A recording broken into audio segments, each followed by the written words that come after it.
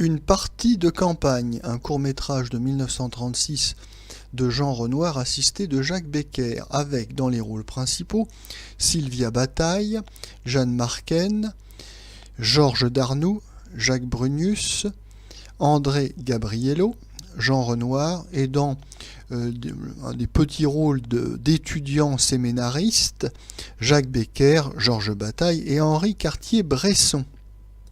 Le sujet de ce film tiré d'une nouvelle de Guy de Maupassant.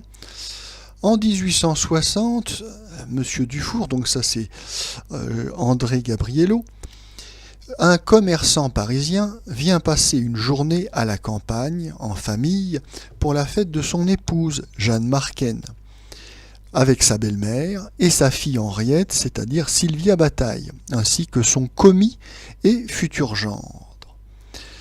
Tout ce petit monde s'arrête à l'auberge du père Poulain, Jean Renoir, près de Beson, pour déjeuner sur l'herbe au bord de l'eau. Deux canotiers entreprennent de séduire Sylvia Bataille et Jeanne Marquenne.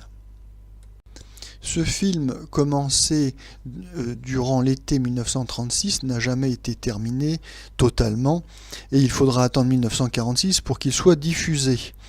Alors le producteur Braunberger essayera bien de demander à d'abord Jacques Prévert de faire des dialogues additionnels pour faire des compléments, mais Jean Renoir, qui avait déjà goûté du Jacques Prévert dans Le crime de Monsieur Lange, a refusé tout net, et on le comprend, de filmer donc les parties manquantes, et donc le film est partiellement achevé. Ce film a d'indéniables qualités, alors d'une part par l'ambiance de la guinguette qu'il arrive à recréer parfaitement, et puis surtout bien sûr grâce au sujet de la nouvelle de Guy de Maupassant qui est très bien exploité.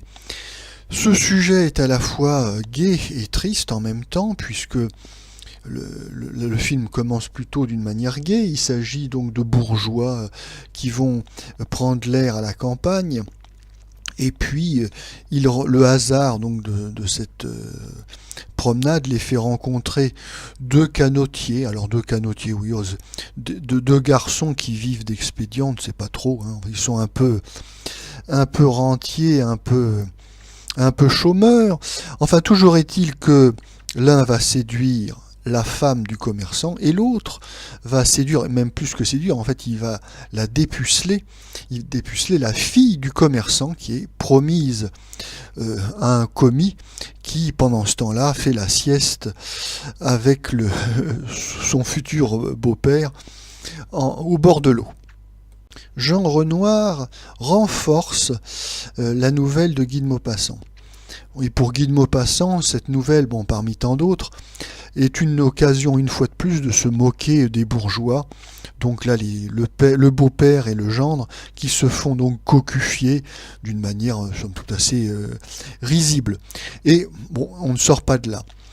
Jean Renoir, lui, va apporter une plus-value, si l'on peut dire. Enfin, il va renforcer donc le récit par une dimension un peu plus profonde, oui, puisqu'il y a cette notion de gaieté et de tristesse, le destin de cette jeune fille qui en fait va connaître l'amour d'une manière un peu clandestine et un petit peu brutale, et qui n'aura connu que ce court moment d'un amour véritable, et qui est condamné en fait à perpétuité, à vivre avec un bourgeois mais médiocre. Donc c'est à la fois un mariage et un enterrement en quelque sorte, hein.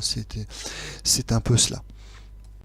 Et cet apport très personnel de Jean Renoir est le bienvenu, parce qu'il a réussi à transformer une petite nouvelle de Guy de Maupassant, comme Maupassant en a écrit tant, eh bien il arrive à la transformer en un récit beaucoup plus profond, avec des sentiments mêlés et une perspective beaucoup plus élargie.